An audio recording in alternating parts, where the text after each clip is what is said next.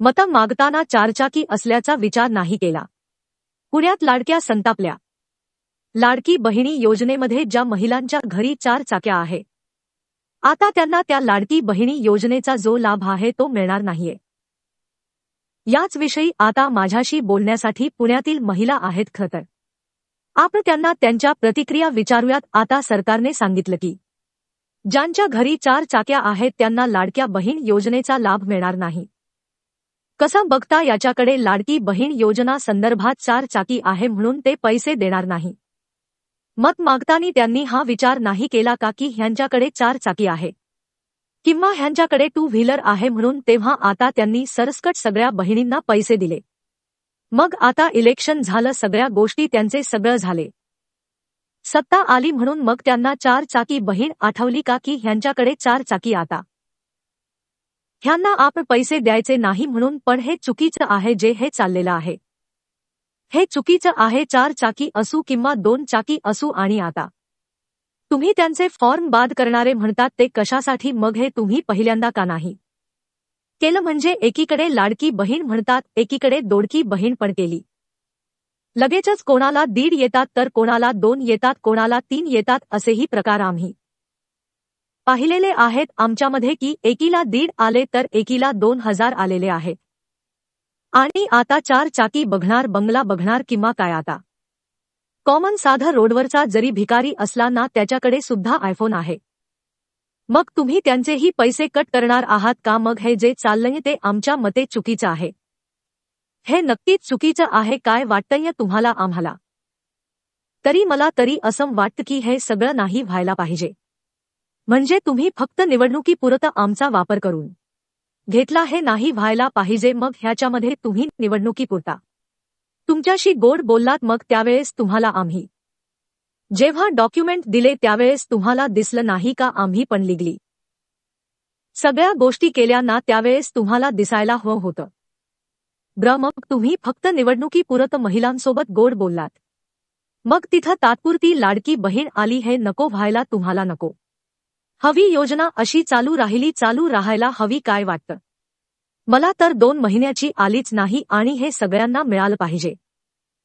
कारण का आमची परिस्थिती एक तर चालू करायला नको होतं आणि केली आहे तर सगळ्यांना मिळायला पाहिजे. आता म्हणतात की ज्यांच्याकडे 4 चाक्या आहेत त्यांना तुमच्याकडे काहीच नाही आहे. पण सगळ्यांनाच मिळायला भाऊ हा. पण आता जर त्यांनी हळूहळू सगळं जर हे केला तर 4 चाकी त्यांचे बंद होणार असं म्हणता येईल. सर नाही, 4 चाकीवाल्यांना पण मिळाले पाहिजे. मग पहिलेच त्यांनी तसं करायला पाहिजे होतं की ज्याच्याकडे 4 चाकी आहे त्यांनी फॉर्म भरूच नाही. आता वेगवेगळे नियम अटी लावले जातात. काय वाटतं तुम्हाला? आता मला तरी वाटतं हे चुकीचंच आहे. त्यांनी सरसकट सगळ्यांनाच द्यायला पाहिजे.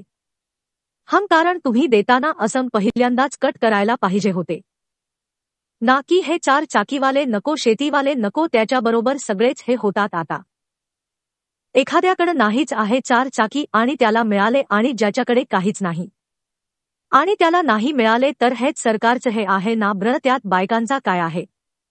त्याच्यात हे आहे. मग तुम्ही सांगितलं म्हणून सगळ्या भगिनींनी भरला फॉर्म सरकारचं. मग त्यांनी सरसकट सगळ्यांना द्यायला पाहिजे. नियमासाठी नाही लावायला पाहिजे. नाही काय वाटतंय तुम्हाला? ही सरकारी योजना आहे.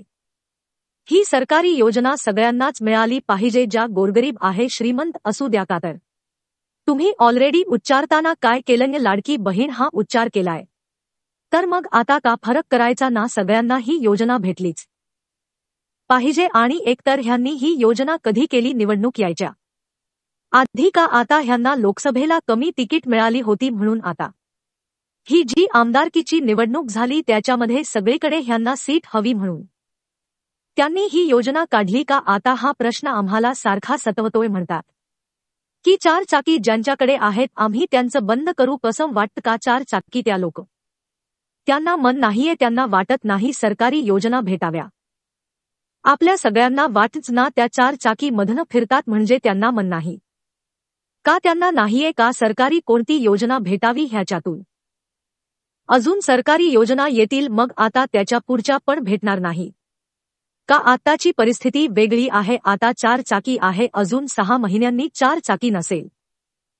मग तेव्हा काय करायचं त्यांनी? हा कुठेतरी आधार भेटतोय महिलांना. काही जणांची घर चालली आहेत, काही जणांना काहीतरी साधक भेटतंय, तर ही बंद केली नाही पाहिजे. माझी तरी हीच इच्छा आहे. सरकार चुकीचं करते, हो चुकीचं करते सत्तेत येण्यासाठी. मग त्यांनी ह्या योजनेचा उपयोग केला का? नक्कीच आपण पाहतोय की या पुण्यातल्या महिलांच्या प्रतिक्रिया होत्या. त्यामुळे यांनी सर्वांनी जे आहे ती लाडकी बहीण योजनेसंदर्भात नाराजी व्यक्त केलेली आहे की सरकारने योजना सरसकट द्यावी, असे काही नियम अटी लावू नये. कॅमेरामन आदर्श कटकेसह सचिन जाधव, साम टीव्ही न्यूज. संगीत, पुणे. देश विदेशातील प्रत्येक घडामोडींचे लाईव्ह अपडेट मिळवण्यासाठी साम टीव्हीच्या सर्व सोशल मीडिया प्लॅटफॉर्मला लाईक, फॉलो आणि सबस्क्राईब करा. तसंच सर्व नोटिफिकेशनसाठी बेल आयकॉन प्रेस करायला विसरू नका.